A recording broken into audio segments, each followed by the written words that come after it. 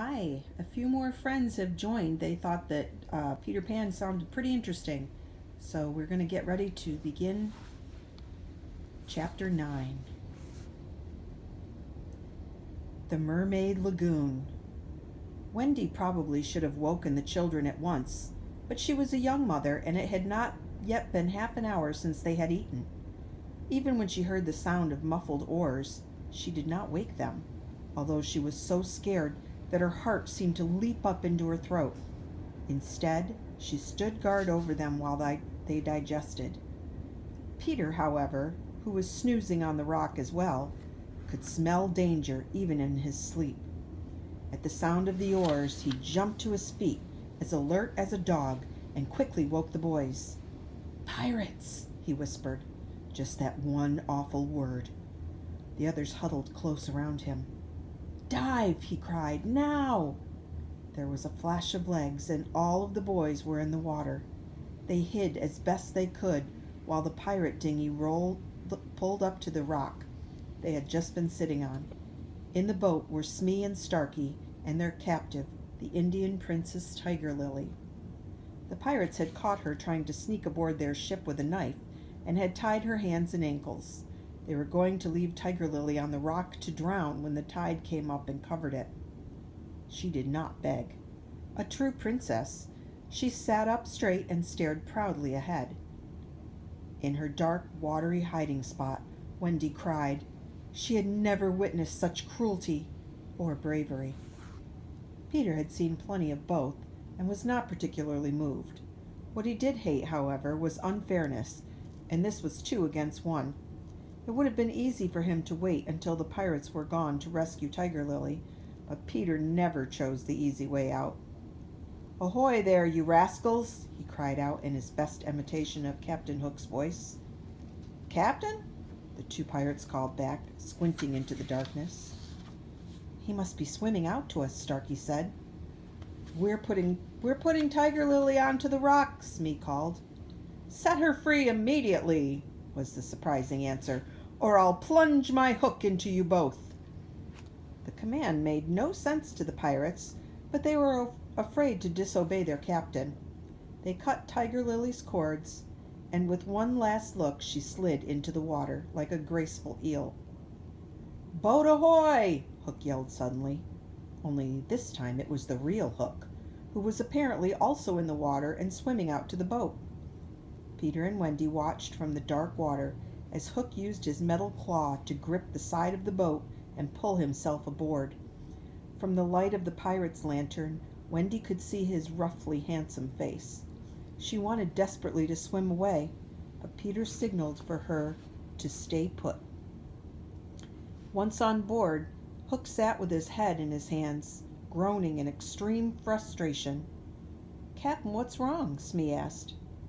"It's over," Hook said, sighing. "The lost boys have found a mother."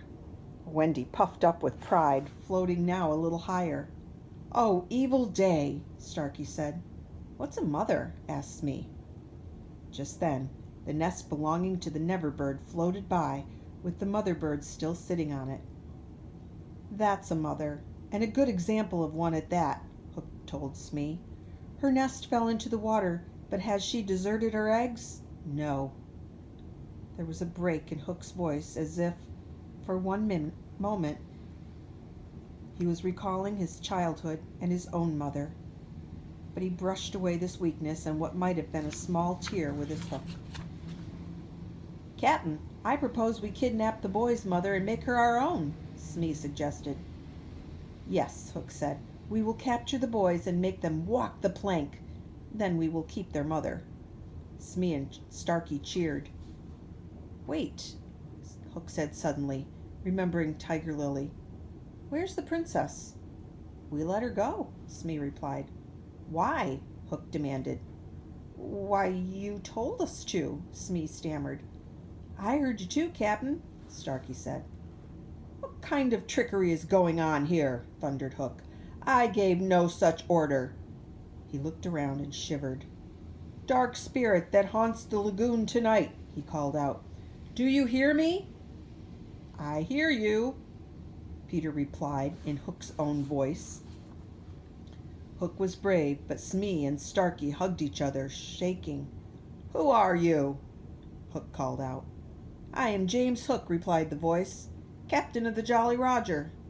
"No, you aren't," Hook screamed angrily. "Yes, I am," the voice insisted. "If you are Hook," Hook cried, trying to sound friendly, "then who am I?" "You are a codfish," Peter said promptly.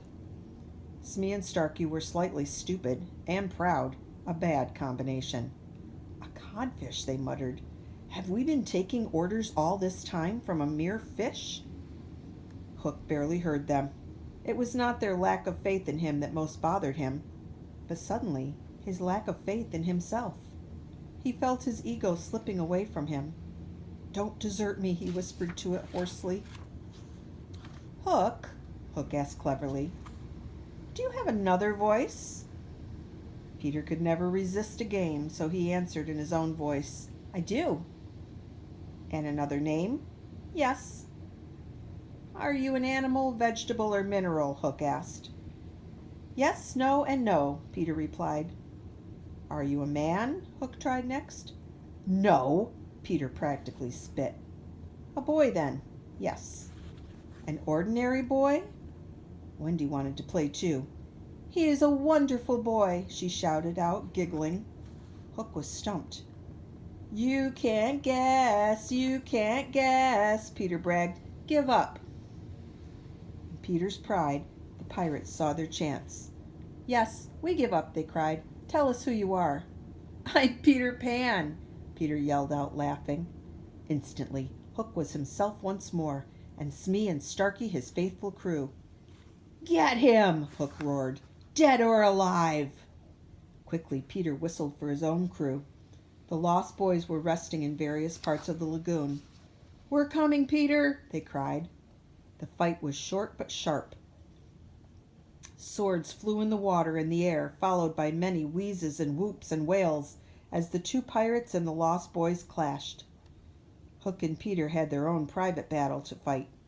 They met not in the water, but on the rock, which they both, coincidentally, climbed at the same time, from opposite sides.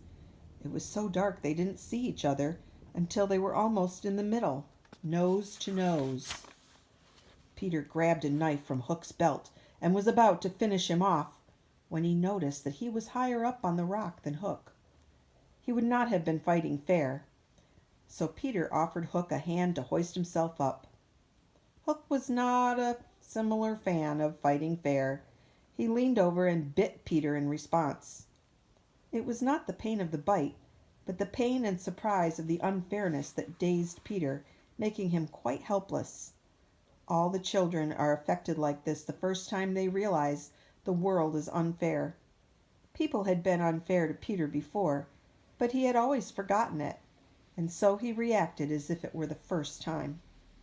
Hook clawed Peter twice with his hook, and might have finished him off if he had not just then heard a ticking.